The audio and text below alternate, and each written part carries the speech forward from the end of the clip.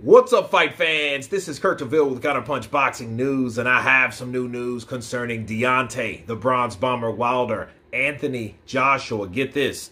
Eric Molina fought both Joshua and Wilder and has no doubt who wins if they finally meet. And this is what Eric Molina had to say. He said, quote, "I'll be honest with you. I felt this after facing both of them. I think Deontay Wilder wins that fight. I think that until we see him face an opponent that we see he cannot hurt at any given second of any given round, then you have to believe that he can do it. I think that he does have the power, and I think that he'll do that to AJ. I think the styles fit more towards Deontay Wilder's favor, and I think that he can knock him out whenever he wants to. So my prediction would be Wilder within 3 to 5 rounds." Those are the words of Eric Molina, and let me counterpunch. That's pretty much the status quo. It's interesting to see or to hear it from a guy that's fought both. So there is some legitimacy between him. He's fought them both. He ain't just talking from the outside looking in. He's been in the inside with both guys. I think hey, he can knock you out when you want to. I think people get that misconstrued with the fact that one punch can end the fight. One punch can end the fight doesn't mean you can knock somebody out when you want to, just because all you need to do is land one. Because I think of fights like David Tua versus Lennox Lewis. You know, you thought Lennox Lewis been knocked out by Rahman. He's been knocked out. Well, by that time, he wasn't knocked out by Rahman, but he's knocked out by McCall. Okay? And he's been down, he's been hurt, and a guy like David Tua was known to knock people out and knock them out cold. And the thing David Tua had was a chin, so you're like, okay, well, wait. All David Tua has to do is land that left hook. But here's the thing. Did David Tua land that left hook? And the answer was no, he didn't. He didn't land it, and he didn't drop Lennox Lewis, and he had a chance of winning, but that chance was a puncher's chance. And he didn't land the punch. Since he didn't land the punch, this is what we have. This is what we're dealing with. Okay, the same for Wilder. The only difference is Wilder's taller. Wilder ain't David Tua, and Anthony Joshua ain't Lennox Lewis. So I got to make that clear, okay? I don't want people to think, oh, well, he's not Lennox, I know. Just clarifying. However, what Wilder didn't have that David Tua did have was a chin.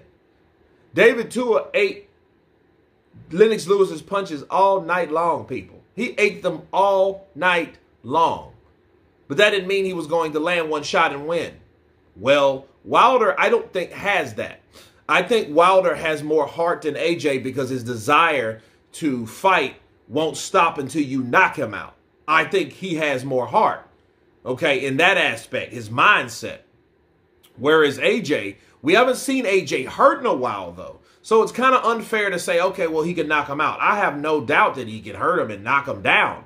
Can he knock him out cold? That's my question. But the bigger question for me is, where is Wilder's chin? Where is his whispers these days? He hasn't got hit in 2 years since Tyson Fury. Okay? And here's the thing.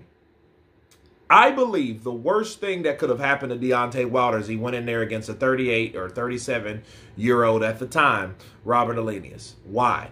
Because him knocking out Robert Alenius showed nothing to himself. It showed nothing to his corner, and it showed nothing to everyone else, the general public, on how well can he take a shot. Okay? That sounds great, and it's impressive, it's shocking, it's short, it's nice and sweet and all that stuff. But it showed us absolutely nothing. It showed us that Wilder can still punch.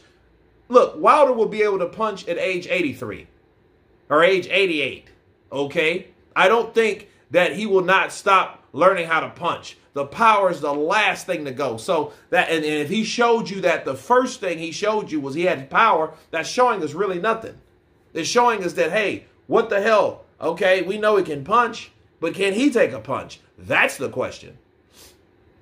So Eric Molina fighting both guys, that's all fine and dandy. And he can punch and he can land a shot and he can knock you out when he wants to. I think that's wrong. I think he can knock you out when he catches you, not when he wants to. You know what I mean? If it's just, hey, if this was a power slap competition, this would be totally different. It would be Deontay all day, especially if he flips a coin like they're going to do with, you know, coming out on who fights last, right? Then I think Wilder wins because Wilder's going to charge up and bah! And land into him with no defense, straightforward, flush shot. Unfortunately, this is not power slap, okay? This is boxing. Hit without being hit. So if he gets caught with some shots early on without landing that bomb from that bomb right hand cannon, he may be in trouble. That's all I'm saying. Nothing more, nothing less. But it is interesting to see Eric Molina and his take on Deontay Wilder versus Anthony Joshua. I will leave you guys with this.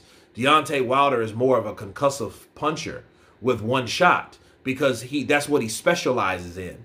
If you specialize in knocking out guys with one shot, and you know what I mean, you got to get up on him, and you got to lean into him, and you throw that one hitter quitter, you're going to get better at doing that, aren't you? That's what Wilder has done, and I can't say he's perfected it. He's got very, very, very, very good at it.